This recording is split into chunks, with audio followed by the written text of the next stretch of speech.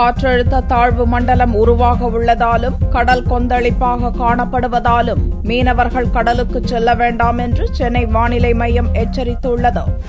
சென்னை மண்டல வானிலை மைய இயக்குநர் ரமணன் செவ்வாயன்று செய்தியாளர்களை சந்தித்தார். குமரி கடல் பகுதியில் நிலை கொண்டுள்ள காற்றழுத்த தாழ்வு பகுதி வலுவடைந்து தீவிர காற்றழுத்த தாழ்வு பகுதியாக மாறியுள்ளதாக கூறிய ரமணன், அடுத்த 24 மணி நேரத்தில் காற்றழுத்த தாழ்வு மண்டலமாக மாற வாய்ப்புள்ளதாக தெரிவித்தார். இதனால் கடந்த 24 மணி நேரத்தில் தென் தமிழகத்தில் அநேக இடங்களிலும் வட தமிழகத்தில் ஒரு சில பகுதிகளிலும் மழை பெய்ததாகவும், தஞ்சை, திருவாரூர், சிவகங்கை, நாகப்பட்டினத்தில் கனமழையும் அதிகபட்சமாக மயிலாடுதுறையில் 7 சென்டிமீட்டர் மழை பதிவாகியுள்ளதாகவும் ரமணன் கூறினார்.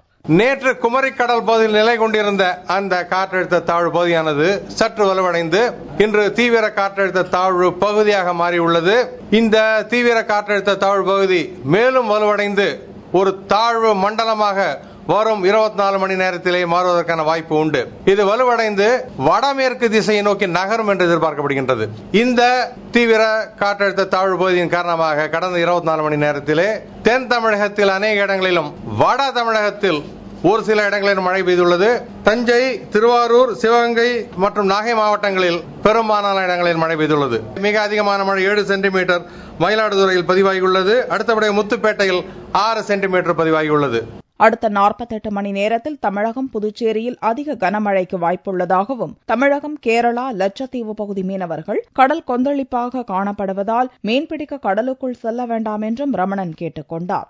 தமிழகம் மற்றும் புதுச்சேரியில் ஓரிரு இடங்களில் கன மற்றும் மிக கனமழை இருக்கக்கூடும்.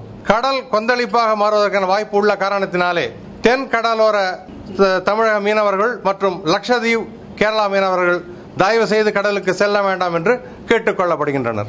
இந்நிலை புயலாக மாற வாய்ப்பில்லை என்று கூறிய ரமணன், மேலும் 3 நாட்களுக்கும் மழை தொடர வாய்ப்புள்ளதாகவும், அதற்கு பின்னர் கோடை வெப்பம் தொடரும் என்றும் தெரிவித்துள்ளார்.